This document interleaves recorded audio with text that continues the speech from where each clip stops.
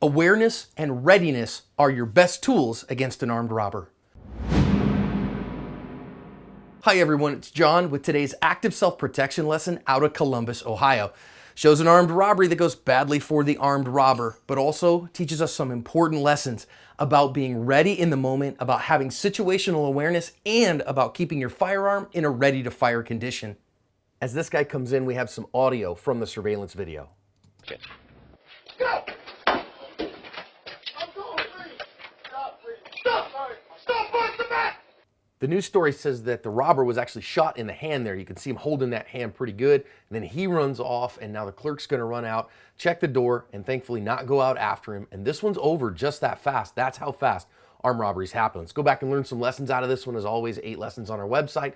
But the first thing I want to see is you can see that the clerk already has his hand on his gun because this guy set his creep alarm off. And when you see somebody that doesn't make you feel right, do a hand check and a waist check. You know what I mean? He's looking for his hands and he can't see his right hand. And so when the guy pulls his gun out, our clerk is ready. He already has his gun in hand because he's seen something's wrong. He knows something's wrong, and so therefore he pulls his firearm.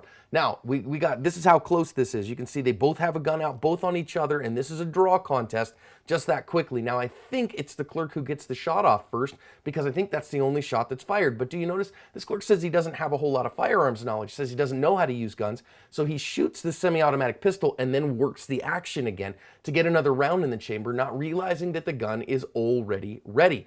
But thankfully, because he got that first shot off, we have the fibs factor, fudge I've been shot, and that gets this guy to not shoot at him because armed robbers are looking for victims, not fights.